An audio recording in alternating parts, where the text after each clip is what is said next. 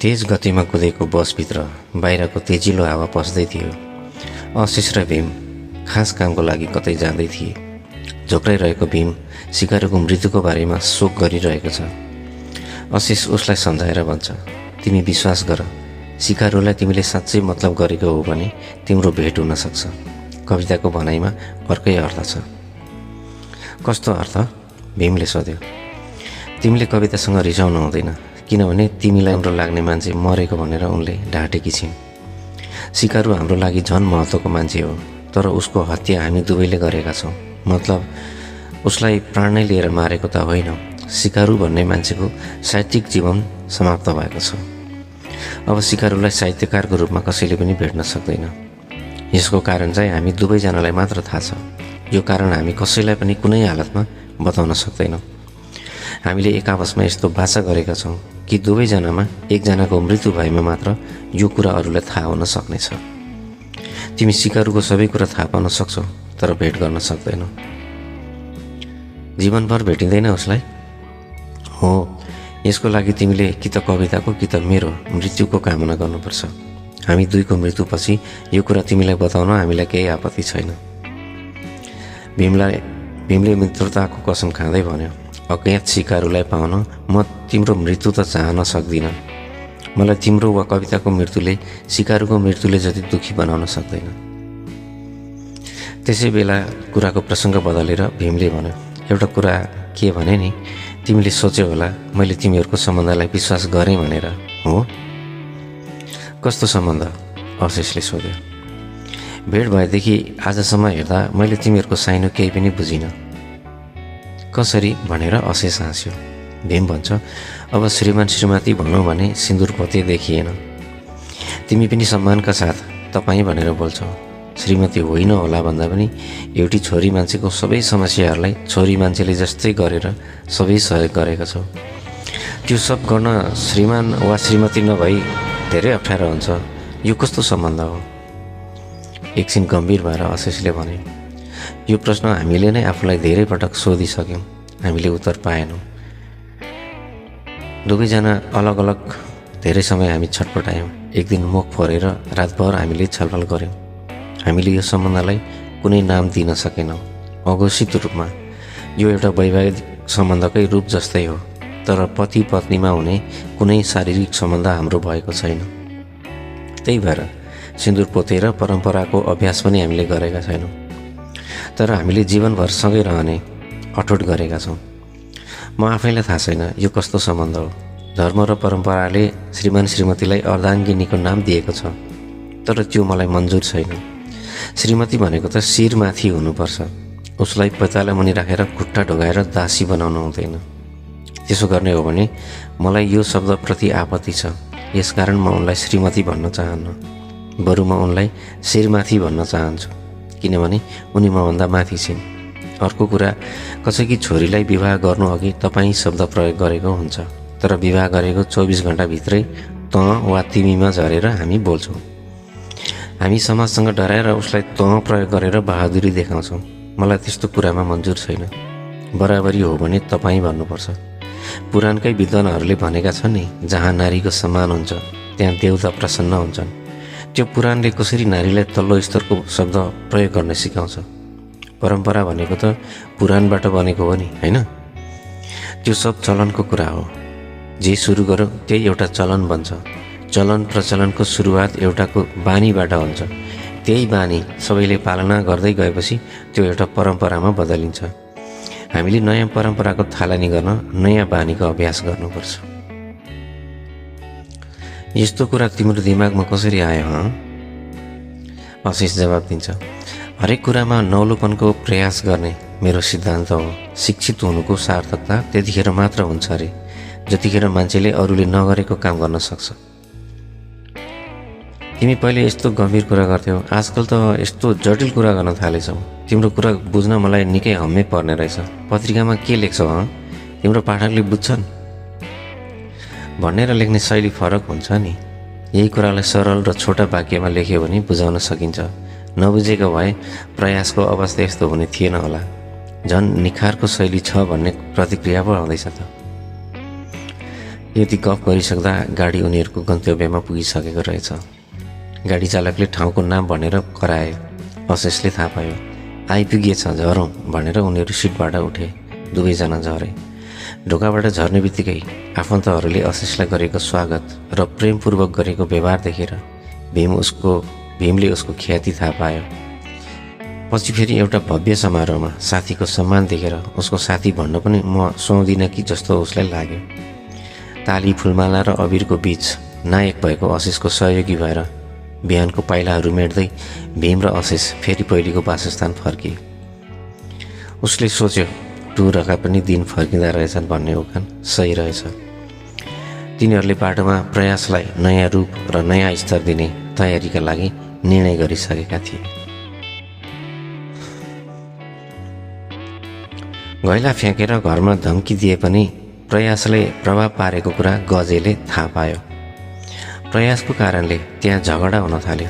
घरका दुईजना रहेका सदस्य बीच पनि नराम्रो दुश्मनी भयो र केही दुर्घटना हुन सक्ने सम्भावना देखियो। यसले गर्दा गजेले नै जितोस् भनेर उसले पत्रिका किन्न छोडेर आफूलाई मनपर्ने कथाहरू अरू छिमेकी साथीहरूलाई सोधेर चित्त बुझाउन थालिन्। गजेले किन खेदो गरेको थियो भने उसलाई मिल्ने खालको कथा प्रयासमा पढेर गाउँका महिलाहरू उसलाई जिस्क्याउँदा रहेछन्। उसको फटाइलाई तिनीहरूले कथा बनाएर प्रयासमा पठाएका रहेछन्। त्यो छापिएपछि गजेलाई समस्या भएर घरमा रिस भेट्दो रहेछ। पत्रिकासँग नजिक हुने विचारले त्यो घरकी महिलाले गरेको प्रयासको सम्पर्क फोन भीमले उठायो। फोनमा कुरा भयो। सम्पादकज्यूलाई भेट्न सकिन्छ? अहिले त भेटिँदैन। किन हो? को बोल्नुभएको?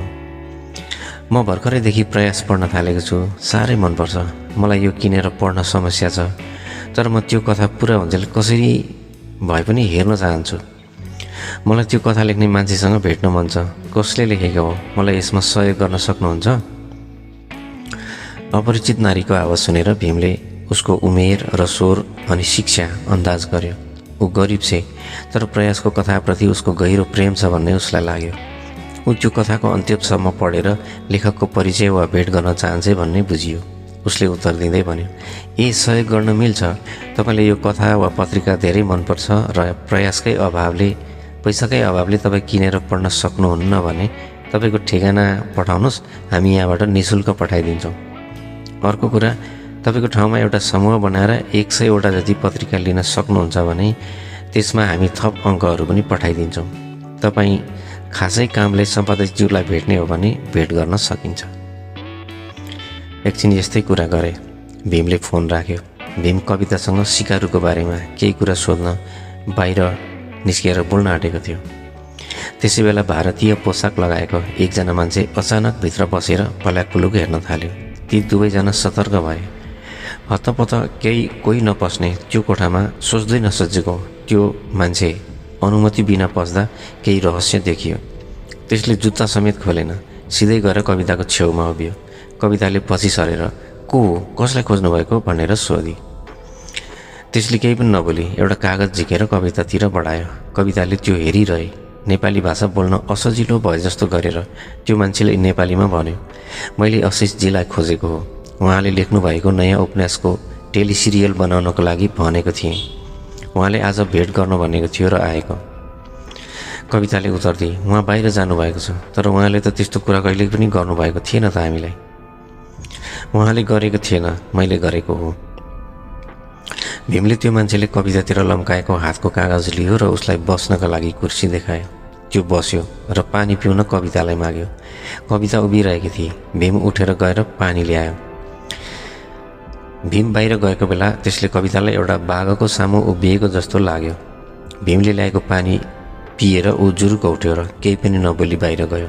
त्यसको अनौठो व्यवहारदेखि तिनीहरू छक्क परे र एकअर्कामा मुखामुख गरे। भीमले त्यसको पछि गएर हेऱ्यो। त्यो मान्छे सरासर गएर मान्छे बोक्ने गाडीमा बस्यो। तिनीहरूले केही बेर त्यसको बारेमा छलफल गरे। भीमले भन्यो, दिमाग सड्केको होला। त्यसपछि तिनीहरू ढुक्क भएर आफ्नो काममा लागे। कविता कोठामै थिए। भान्सा कोठातिर जान लाग्दा टेलिफोनको घन्टी बज्यो। भीमले फोन उठायो।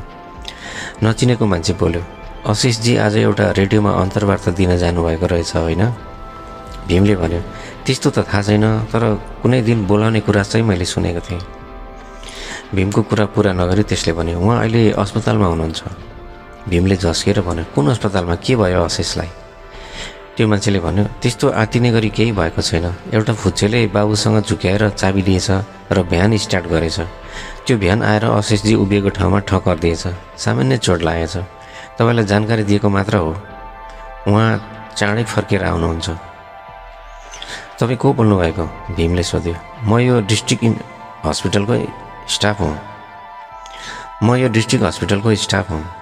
भीमले फोन राख्यो। उसले सोच्यो, यो कुरा कवितालाई सुनाइहाल्नु राम्रो हुँदैन। खतरामा परेको पनि हुनसक्छ आशिष। पहिले आफै गएर हेर्नु पर्यो। केही थाहा नदिई भीम पसल बन्द गरेर अस्पतालतिर कुद्यो। एकैछिनपछि खुल्ला रहेको ढोकाबाट कविता भएको मौकामा अघिको उही मान्छे त्यही पाराले भित्र पस्यो र कविता एक्लै थिई। रातो पिरो भई ऊ भीमलाई बोलाउन चाहन्थे, तर ऊ सावधान भएको त्यो मान्छेले बुझिसकेको थियो र केही खराबी गर्न आएको उसले थाहा पाइसकेकी थिए। त्यो मान्छेले कविताको नजिक आएर झोलाबाट एउटा भिसिडी निकालेर कवितातिर बढाउँदै भन्यो, तपाईँकोमा कम्प्युटर रहेछ, एकपटक यो हेरौँ त। यसपटक त्यो मान्छेले नेपाली प्रष्ट बोल्यो। कविताले बुझी त्यो मान्छे पक्कै पनि कुनै खराब नियतले आएको हो। तपाईँ को हो? के खोजेको हो? अघि पनि आउनुभएको थियो। म हेर्दा खराब मान्छे जस्तो देखिन्छु कि क्या हो? एकपटक यो हेरौँ न, आफै थाहा भइहाल्छ। सबै कुरा बुझिन्छ। तपाईँको कम्प्युटर खोल्नुहोस् त। कविताले पर्तिर सरेर भने, तपाईँ गइहाल्नुहोस् त। के खोजेको हो? मान्छे बोलाउँ कि जाने? नम्र भएर त्यसले भन्यो, सरी, मलाई त्यस्तो खराब ठान्नुहुन्छ भने म तपाईँसँग दुःख दिन्न, तर तपाईँलाई काम लाग्ने चिज लिएर आएको छु। पहिले यो हेर्नुहोस् अनि मलाई जा नभनी म जान्छु। कविताले सन्किएर भने, के छ यसमा? कमसेकम कम्प्युटर त अन गर्नुहोस्। कविताले आफै खोलेर हेर्नु भनेपछि त्यो मान्छे कम्प्युटरको छेउमा आएर बस्यो र स्विच खोजेर अन गर्यो। कम्प्युटर तयार भयो। त्यसले सिडी रुम खोलेर सिडी राख्यो र देखाउन खोजेको कुरा कवितालाई देखायो। मोनिटरमा कविताले देखी त्यहाँ जेलमा बसेको उसको बाबु र नेत्र प्रसाद खतिवडा थिए।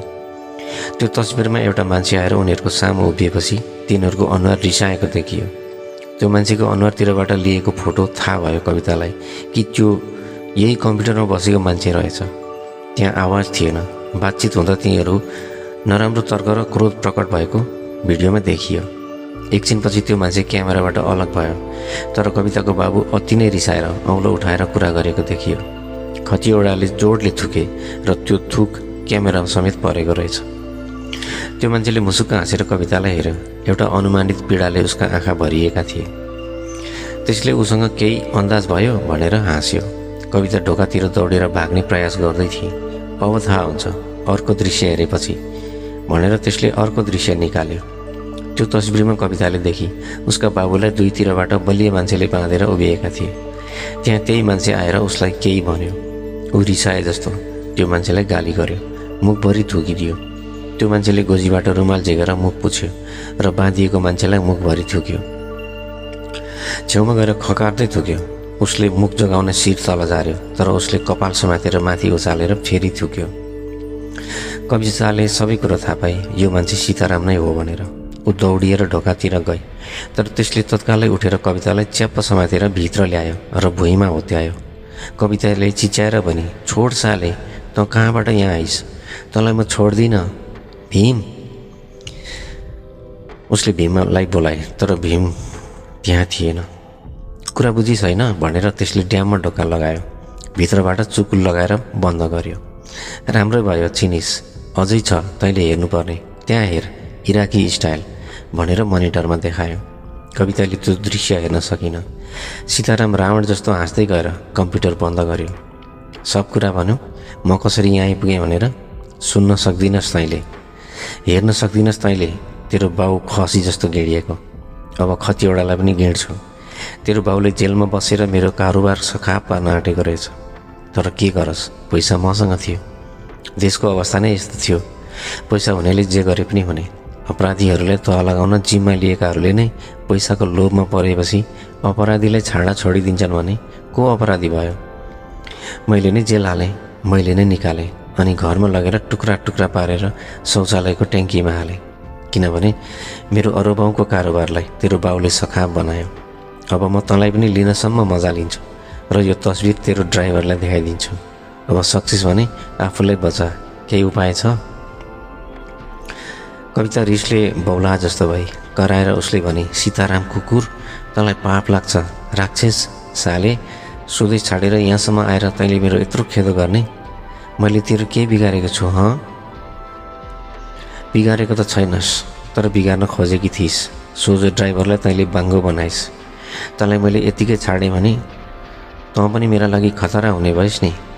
तेरो पनि डर लिएर बाँच्नुभन्दा त तँलाई नै सखा पारिदिन्छु नि। तेरोमा फोन पनि रहेछ, खोइ त कहाँ गयो त्यो काले? फोन गरेर बोला न, बोलाउँदिनस्? त्यसले ढोका छेउमा उभिएर हेरिरह्यो। कविता कम्प्युटरको छेउमा गएर के गरी सीतारामले थाहै पाएन। तत्काल सीतारामको पछिल्तिर एउटा फलामको ढोका झरेर खन्द्रङ्ग आवाजसहित मूल ढोका बन्द भयो। सीताराम तर्सियो। कविताले अर्को के गरी? सीतारामले त्यो पनि पत्तो पाएन। अघिल्तिरको जमिन एक पाइलो टेक्ने ठाउँ मात्र बाँकी राखेर बाँकी सबै जमिन सोरिएर कवितातिर गयो र अगाडि गहिरो खाल्टो देखा पर्यो। सीतारामले गोजीबाट पिस्तोल निकालेर भन्यो, ए बाटी रहेछस्, यतिन्जेलमा यो बन्दोबस्त पनि गरिस्? कोठा त निकै व्यवस्थित रहेछ होइन? अब यसलाई पनि रोक्ने कुनै तरिका छ भने लु रोकेर देखा त। त्यसले दुवै हात एकै ठाउँमा जोडेर कवितालाई ताकेको बन्दुक ताकेको बेला कविताले अर्को के गरी त्यतिन्जेलमा सीतारामको दुवै तर्फबाट बिजुली गतिमा ठाडो ढोका जस्तो बार आएर जोडियो। सीताराम त्यसको बीचमा थियो। उसको अगाडि बढेको हात त्यो ढोकाको बीचमा चेपेर रोकियो। यो भएको सीतारामले त्यतिखेर मात्र थाहा पायो जतिखेर उसको हातको पिस्तोल तलको खाल्टोमा झर्यो। उसको हात त्यो जालीवाला बारले राम्ररी चेप्यो। सीताराम पीडाले करायो तर हात निकाल्न सकेन। अघिल्तिर खाल्टो र पछिल्तिर बार अनि फलामको बारले दुईपट्टिबाट आएर उसको हात चेपेको छ। सीताराम खोरमा थुनिएको पन्छी जस्तै भयो। कविताले जुरुक्क उठेर हेरी। नमस्कार गरे जस्तो गरेर उसको जोडिएको हात निकाल्न सीताराम बल गर्दा पुच्छर थिचेको मुसो झैँ लुटुपुटु गर्दै थियो। निकै बेर बल गर्दा पनि नसकेपछि उसले हैरान गएर स्यास्या गरेर उभियो। अब देखिस्? अब के गर्छस्? मेरो खुबी देखिस् होइन? यो सब मेरो विवेकले काम गरेको हो।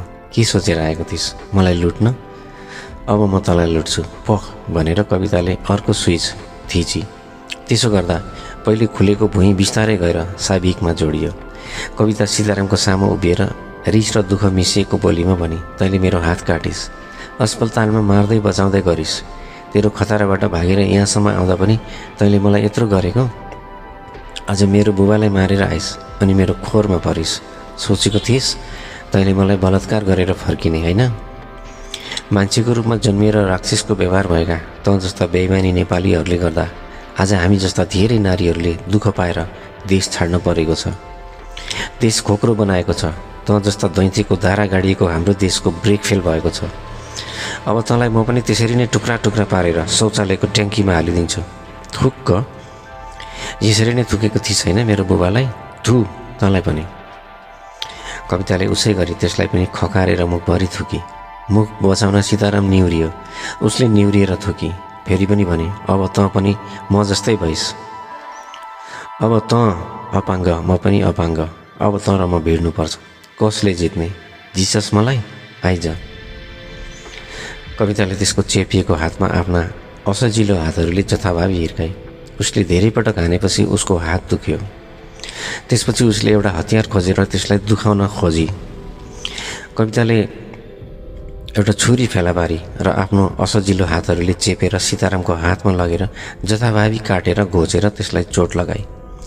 उसको हात र ढोकामा सीतारामको हातमा लागेर दुखेको थियो तर पनि त्यो सहेर उसले हानिरहे। सीतारामको हातमा चोट लागेर रगत निस्क्यो।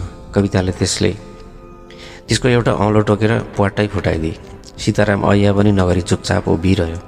अन्त्यमा छुरीको टुप्पो त्यसको हातको हत्केलामा पछाडि राखेर भयभरको बल लगाएर बेसरी ठेली।